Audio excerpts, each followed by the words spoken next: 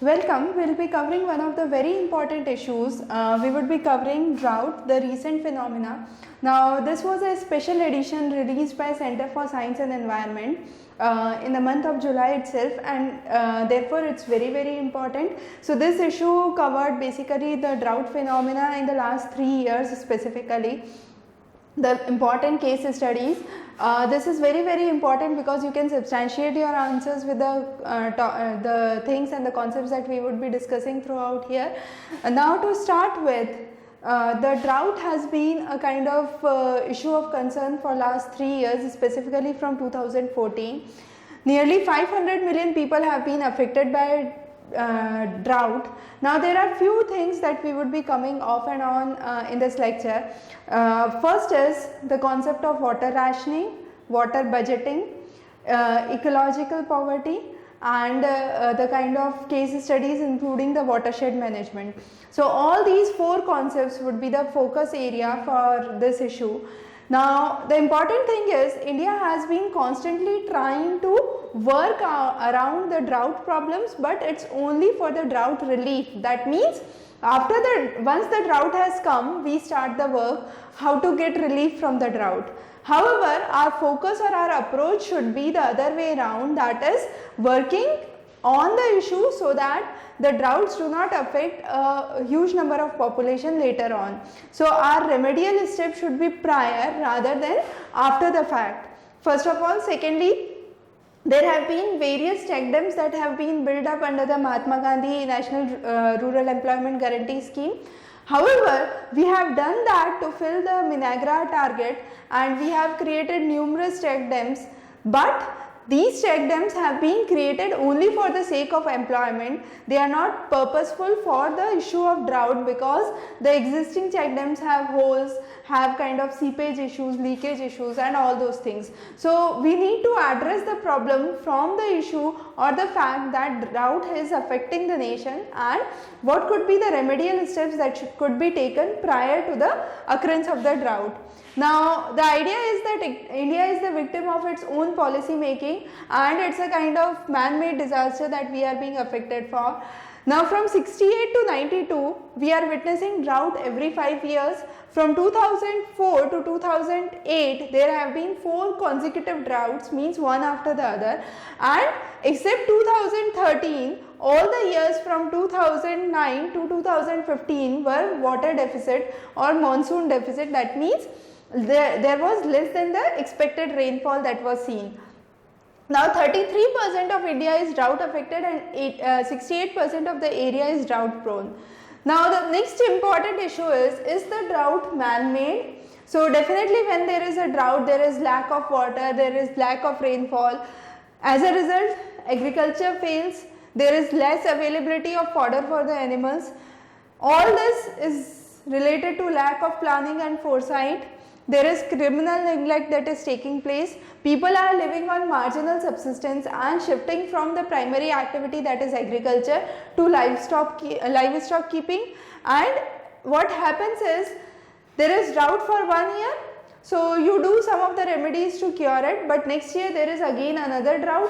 So what happens as a result is that we are entrangled in the spiral of the vicious spiral of the drought. That means the next drought would affect us much more as compared to the prior drought.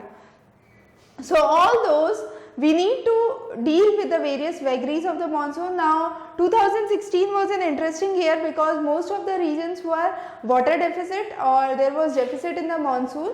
However, there were uncertainties. For example, there was sudden gush of rain for 5 hours, more than 25 centimeters of rain in the parts of Punjab. So that was an example of kind of unexpected phenomena in the weather.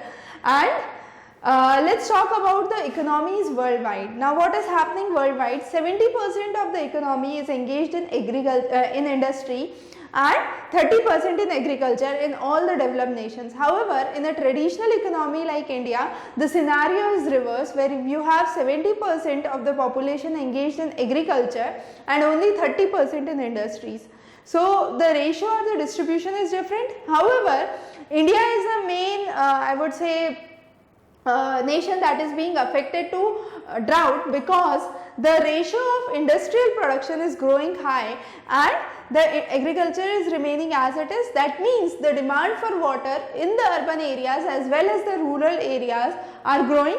So in the rural areas they are growing because of agriculture. However, in the urban areas, because of industrialization, you have more demand for water that is being required. Now what would happen if there is vagaries in the monsoon, if there is not proper amount of water coming up? There would be shortage of agriculture products, agriculture commodities in the market. As a result, the price of the agricultural commodity would hike up. So that's one of the issues that we are concerned about. The other is, most of the hydroelectric power plants and the coal plants require ample of water. So if there is lack of water, these plants would have to be shut down. So there would be lack of electricity in major parts of the regions. Now if we look onto the major cities across India, Delhi is drawing water from nearly 150 kilometers away from Tehri Dam. Similarly, Hyderabad is drawing water from Nagarjuna Sagar Dam on Krishna River 105 kilometers away. Bangalore is deriving water from Kaveri 100 kilometers away. Udaipur is deriving water from Jaisalmer Lake. So these are some of the ways which show that cities, they need to sustain, and in order to sustain they are extracting water from far off. Now what are the ways forward? The first way forward is harvesting the natural rainwater. Now this should not be the case only in the area years where there is water deficiency. This should become a kind of year-round phenomena. Every year when water is coming, when monsoon is coming, the rainwater should be harvested, so that in the time of drought there is no lack of water even for the common use. Then is recharging the groundwater. Now how groundwater can be recharged? To recharge the groundwater, we need to plant more trees. So more plantation, more greenery, more of community resources to be developed, community regions to be developed where you have more greenery and more plantations coming up.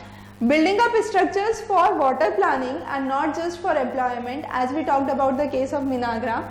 Then updating the drought code. Now in the countries like Australia and the states of California and US, there has been strict rules for cutting out the non-judicious use of water, providing water security and reducing wastage.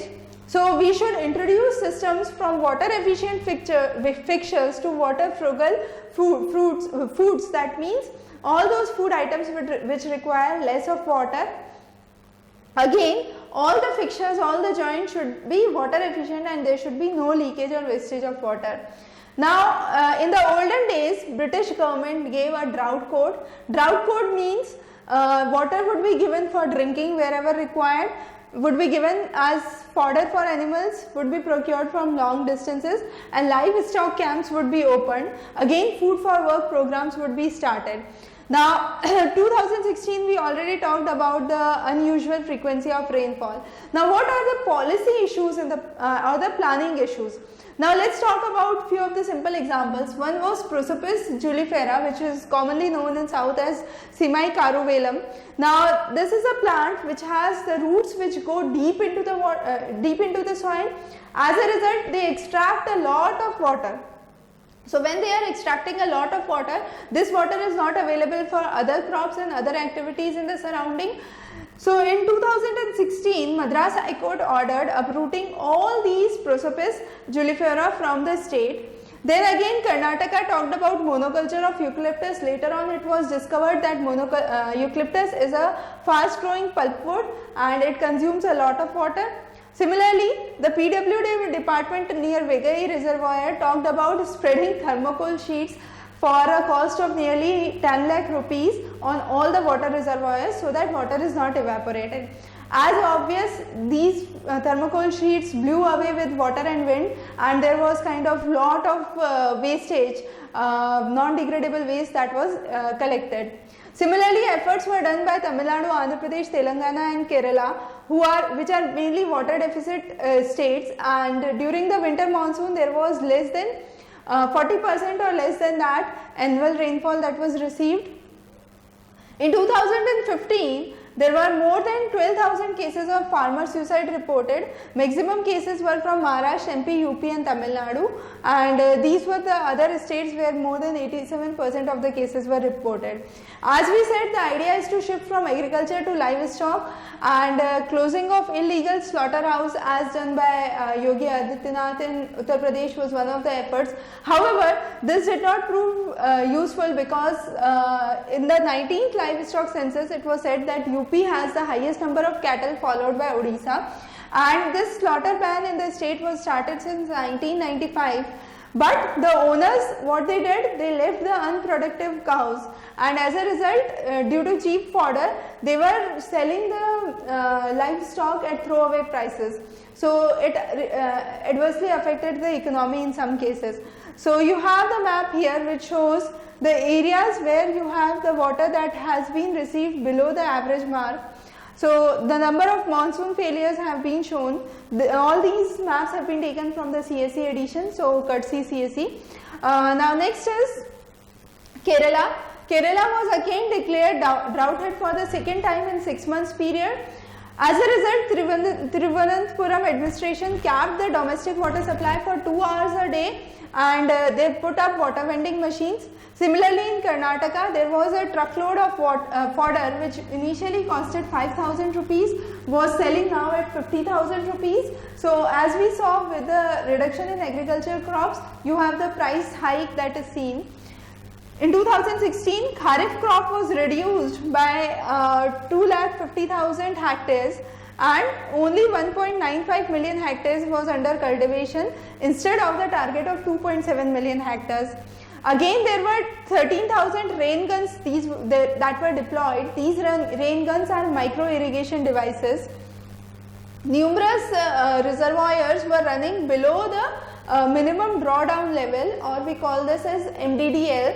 Minimum drawdown level is the level below which the aquatic life cannot sustain. So many of the reservoirs were running below the MDDL.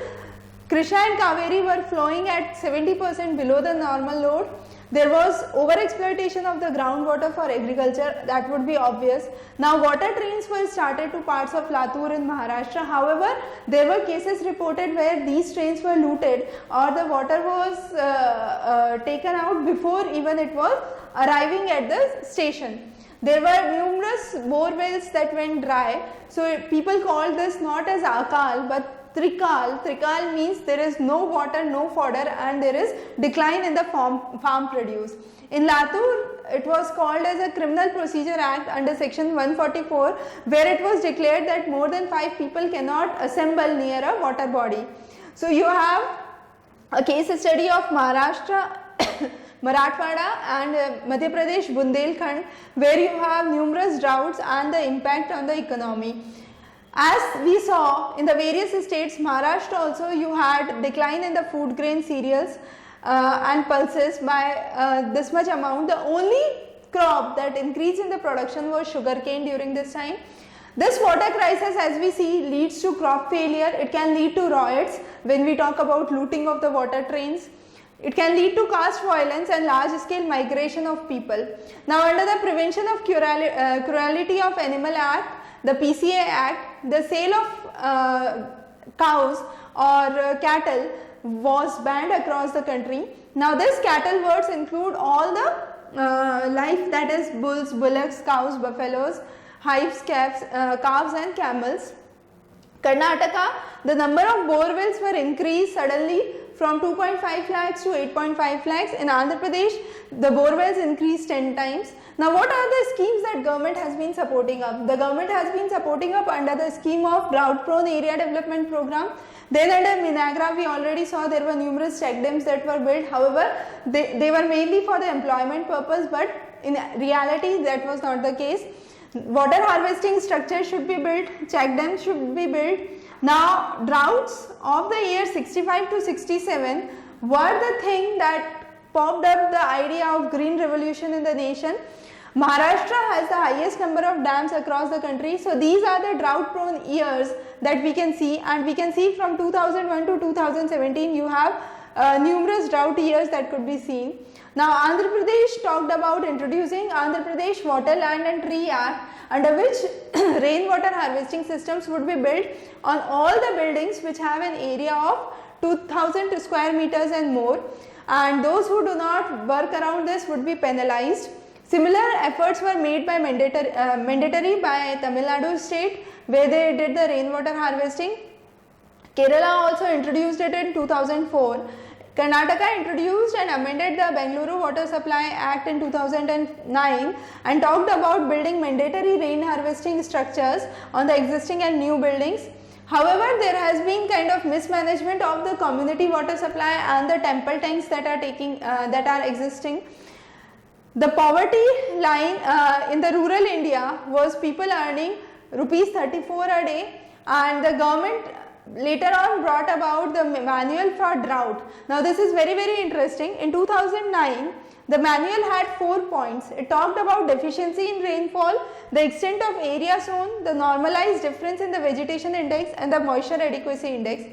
However, in 2016, it was a 6 parameter phenomena which talked about rainfall, vegetation, hydrological indices, the crop situation indices, the ground verification and the food supply. So all of this had 3 or more parameters, and if there was 3 or more parameters, it was a drought hit area. So government again fixes the minimum support price for 24 or more crops, but in reality the main focus is mainly wheat and paddy. So the other crops like onion this time was under a severe issue. Then 2015-16 there was the annual food import bill was at around 1.4 lakh crore, and that contributed to nearly 5% of India's total import bill. So that was again a significant impact on the economic situation in India. However, government is looking forward for doubling the farmers' income by 2022, and that talks about increasing the yield, bringing in higher returns. Now we will talk about some of the case studies which really work around the watershed management and securing water. So first is Ralegaon Siddhi village in Ahmednagar in Maharashtra. This was under the efforts of Anna Hazare. We have discussed this in one of our YouTube lectures, so you can refer that.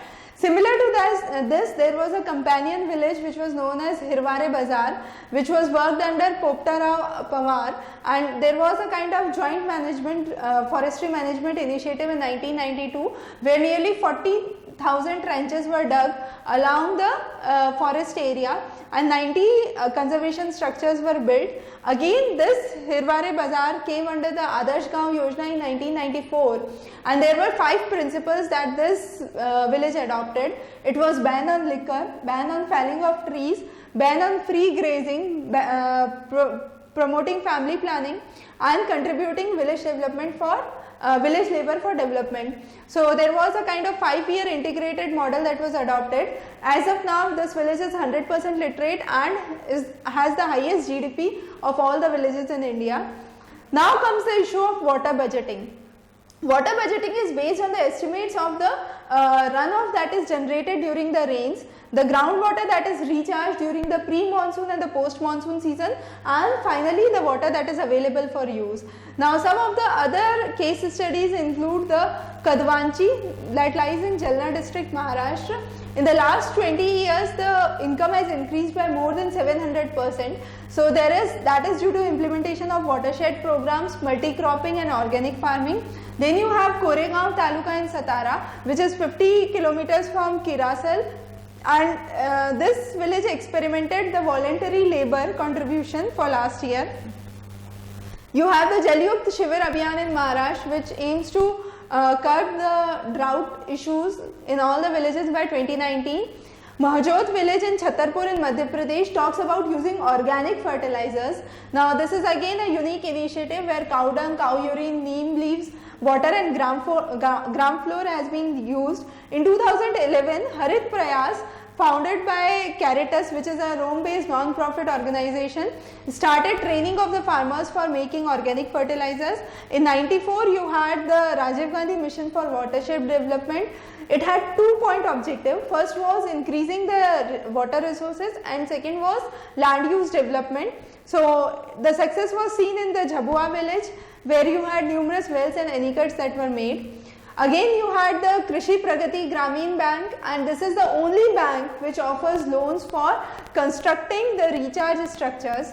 You have the Chhaparia village in Udaipur district of Rajasthan, where every family in the village was assured 2 tons of fodder per year, and this was because of the common pasture land which was under the non-profit motive, and that was developed. So some of the case studies that we have talked about are included in the table here. This shows the income rise and this shows the time duration. So this would be available on Examrace in the handout, so you can take these down, and these could help you substantiate your answer for your answer writing. Now again, the idea is to shift from water intensive to water efficient cropping. That's one way. Encouraging diversified cropping, water saving techniques like drip irrigation, mulching and furrow irrigation, making of more check dams, percolation dams and injection wells. Then crop water budgeting. This talks about calculating the water consumption based on the total acreage, reducing the water gulling crops and going for low water use crops. And in 2017 July, we saw that we had a high acreage production of kharif crop as compared to the last year. Marathwada received more than 150% of the normal rainfall within 15 days of the monsoon. So 2017 you had a very good monsoon, and it's still going on. So you had monsoon more than normal by 182% in Latur, 199% in Osmanabad and 178% in Beed. So the water tankers suddenly disappeared. So there should be things that could work around for a kind of sustainable issues, and not just a kind of issues when there is drought you work on the solutions. That should not be the focus. Now what should be the focus? As we saw, the focus should be on irrigation, providing good quality seeds, increasing the quality of soil, avoiding any kind of post-harvest losses that occurs in the warehouses, then adding the value through food processing, having a single national market as we did under the APMC scheme, then providing crop insurance. The next is removing ecological poverty. Now what is ecological poverty? Ecological poverty talks about lack of natural resources, and it's not the lack of income. So there is a difference between the ecological poverty and the human poverty. So ecological poverty talks about lack of natural resources, so that should not be the case. You should have ample of check dams, ample of nalas, ample of gullies and traditional tanks, and the community organizations should work on. There should not be the problem of drinking water, and it should be a kind of 4-stage formula. In the first 2 years, the idea should be reviving the traditional water systems. In the 3rd to 5th year, the idea should be reviving the agriculture once you have the water bodies. In the 6 to 8 years, the idea would be to work around the livestock and fisheries. In the last 2 years, promoting tree plantation and horticulture should be the idea. So as of now, the statistics say an individual consumes 8 liters of water a day. A village on an average needs 3.8 million liters of water in 1 year for drinking and cooking. So that means the average village would require 0.17 hectares to catch this rainfall every year to meet the target. And again, there are cases where the water surplus areas are being used, and when the streams are overflowing, that water is conserved, and that is conserved under the name of Zings in Ladakh, Ahar in Bihar, Johars in Rajasthan and Aries in Tamil Nadu.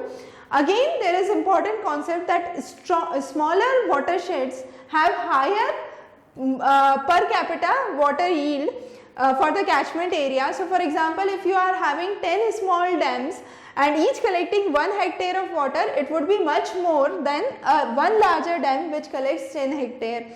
Again, the idea is to build around the social capital, that is creating more awareness, social mobilization, building up the structures with innovation, and creating a kind of mass movement for water, the efficient use of water.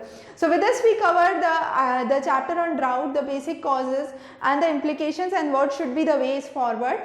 This is a very important topic since it has been a special edition of CSE, as we said, and therefore it's very important for your upcoming examination, for your GS as well.